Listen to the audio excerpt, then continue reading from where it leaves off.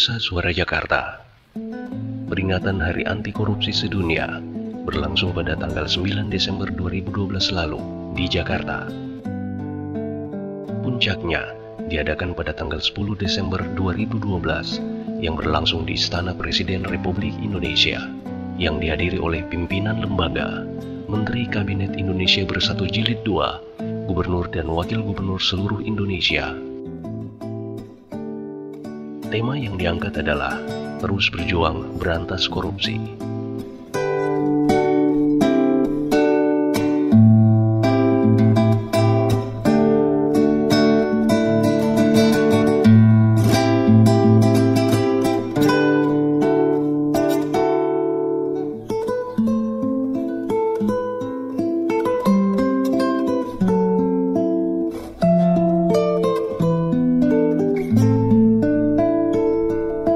Gubernur Provinsi Gorontalo, Dr. Andos Haji Rosli Habibi MAP, menyampaikan bahwa sesuai dengan instruksi Ketua KPK, ada dua hal dalam pemberantasan korupsi, yaitu upaya pencegahan dan upaya penindakan.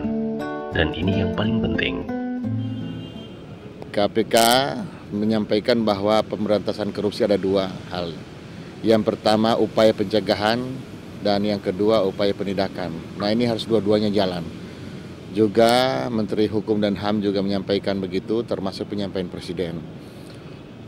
Ada hal yang menarik yang disampaikan oleh Bapak SBY, yaitu ada 4 hal pokok yang diingatkan kepada kita seluruh, baik pejabat kementerian, lembaga, termasuk Bupati, Gubernur, dan Wali Kota, sampai ke para swasta. Yaitu yang pertama adalah sistem pelelangan barang dan jasa itu sebaiknya harus transparan. Dan Alhamdulillah untuk Provinsi Gorontalo kita sudah ada LPSE dan semua pelelangan kita sudah tayangkan lewat internet, lewat e-Pro. Tidak ada lagi yang kita tutup-tutupi, semua transparan termasuk para pemenang. Tetapi ada hal yang penting disampaikan oleh Pak Presiden tadi, yaitu pada pokok permasalahannya itu markup dan fiktif. Jadi benar-benar proyek itu kita akan lelang, sudah melalui kajian-kajian, melalui perencanaan yang matang, dan sumber-sumber harga yang jelas, sehingga tidak terjadi markup. Yang kedua adalah fiktif. Alhamdulillah saya dengan teman-teman Pak Wakil Gubernur sangat tegas kepada seluruh PPK, PPTK, dan KPA untuk tidak melakukan hal-hal yang fiktif.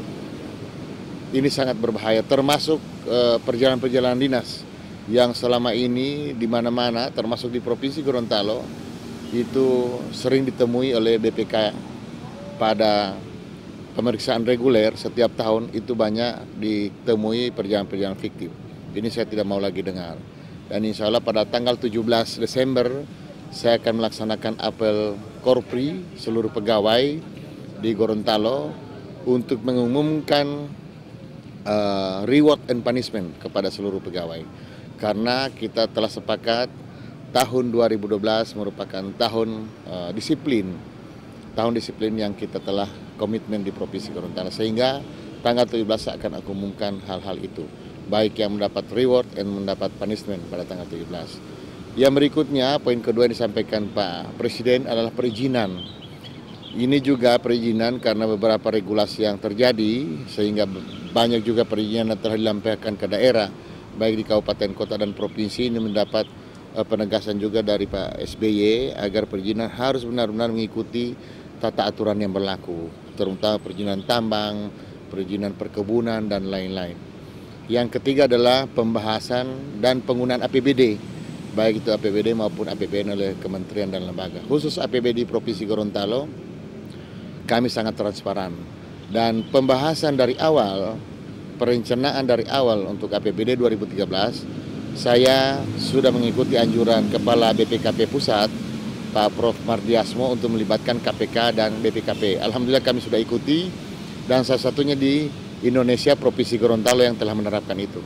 Walaupun beliau menyatakan untuk tahun 2013, tetapi untuk 2012 kami sudah terapkan pada RAPBD 2013 melibatkan BPKP dan KPK. Dari awal pembahasan sehingga sangat transparan, dan insya Allah pelaksanaan APBD juga kami akan transparan kepada seluruh rakyat Gorontalo.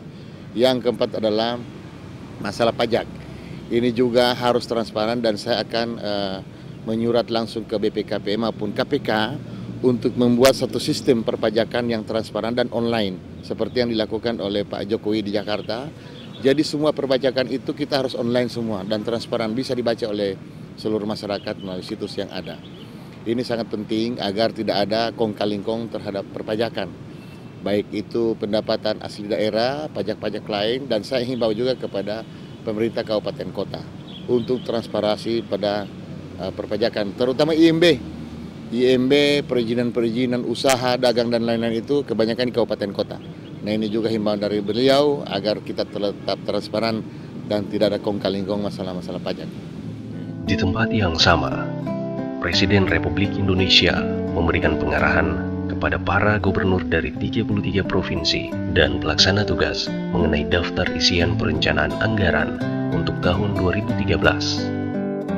Menyampaikan ajakan saya kepada semua lembaga negara, sekaligus instruksi saya kepada jajaran pemerintahan berkaitan dengan penerimaan DIPA ini dan akan segera digunakannya anggaran baik itu yang ada dalam APBN dan nantinya dalam APBD. Pertama, setelah diterimanya DIPA tahun anggaran 2013 ini, saya berharap semuanya segera menindaklanjutinya dan menggunakan anggaran masing-masing sesuai dengan APBN dan APBD. Jangan ada kemandekan, tidak terlambat, dan justru lebih cepat. 2. Gunakan anggaran secara tepat, transparan, dan akuntabel. Jangan ada penyimpangan. Ingat saudara-saudara, pembelanjaan pemerintah atau government spending adalah komponen penting dalam pertumbuhan ekonomi kita.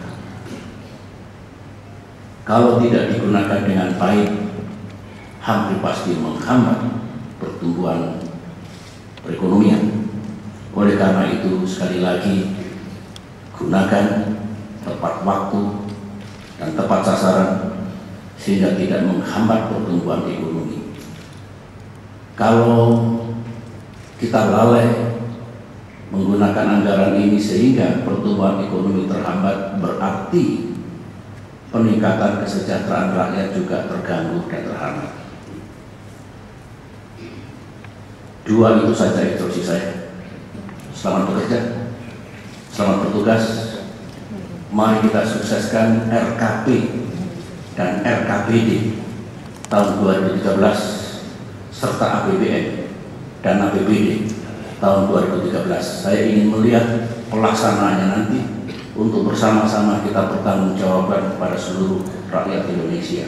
Terima kasih. Wassalamualaikum warahmatullahi wabarakatuh. Menteri Pekerjaan Umum untuk bidang infrastruktur.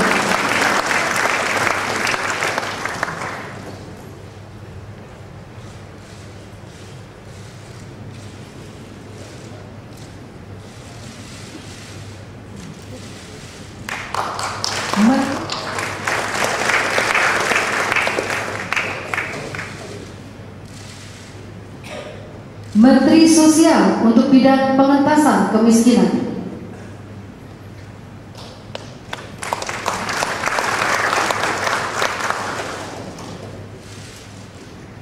Dan Kepala Badan Pengawas Obat dan Makanan untuk bidang kesehatan.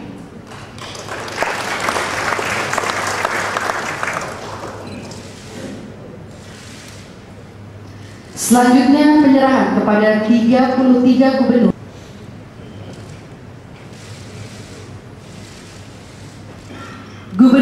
Papua Barat.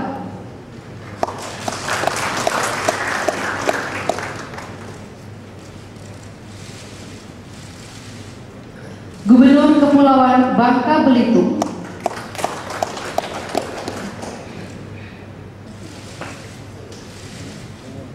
Gubernur Kalimantan Barat.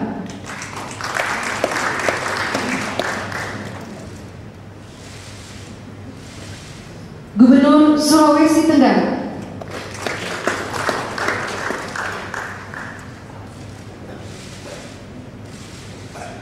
Gubernur Jawa Barat.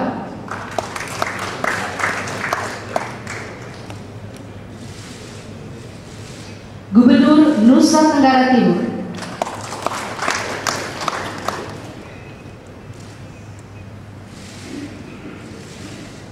Gubernur Jawa Tengah.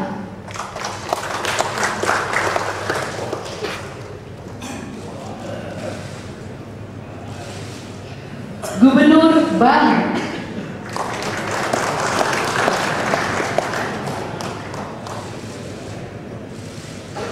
Gubernur Nusa Tenggara Barat.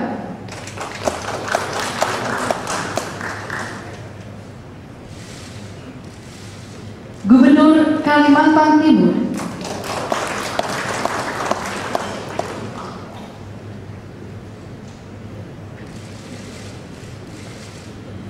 Gubernur Jawa Timur.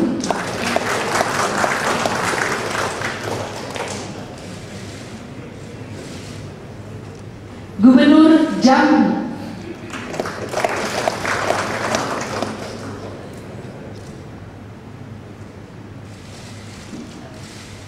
Gubernur Sumatera Barat.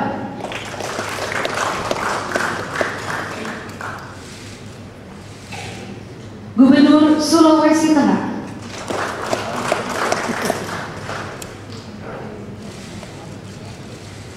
Gubernur Gorontalo.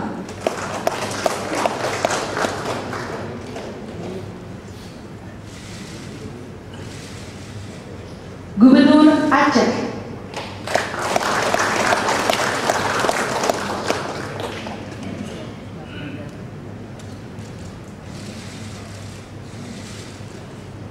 Gubernur Daerah Khusus Ibu Kota Jakarta.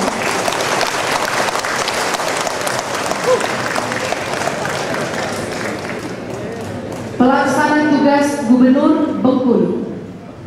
Sementara, Gubernur Provinsi Sulawesi Tengah mengatakan bahwa dirinya akan segera mengadakan pertemuan dengan para bupati dan wali kota untuk menyerahkan DIPA tahun 2013. Hari ini penyerahan DIPA untuk seluruh gubernur dan kementerian-kementerian. Dan alhamdulillah Sulawesi Tengah, khusus untuk Sulawesi Tengah, kami mendapat transfer daerah kurang lebih 1,5 triliun, ya, 1,5 triliun transfer daerah, ya, terdiri dari DAU, DAK, dana penyesuaian dan lain-lain. Kemudian dengan untuk transfer kabupaten se-Sulawesi Tengah kurang lebih 8,5 triliun, ya, 8,5 triliun. Jadi ya, hampir 10 triliun ya untuk Sulawesi Tengah. Dana transfer daerah ya. Jadi yang terdiri dari dana alokasi umum, dana alokasi khusus, dana penyesuaian dan lain-lain. Nah itu. Jadi saya terus terang bersyukur karena ada peningkatan yang luar biasa khusus buat Sulawesi Tengah dan seluruh kabupaten. Mudah-mudahan dana ini segera akan kita tindak lanjuti seperti perintah Pak Presiden tadi, ada 2 hal, yaitu segera menindaklanjuti dan kemudian segera menyusun RKP, rencana kerja pemerintah daerah. Saya kira itu. Ya. Rencana tanggal 19 untuk ya 19 sesuai dengan jadwal yang ditetapkan antara tanggal 17 sampai tanggal 19. Kebetulan tanggal 17 itu ada Hari Nusantara kalau tidak salah di Mataram ya. Maka saya milih tanggal 19 ya, tanggal 19.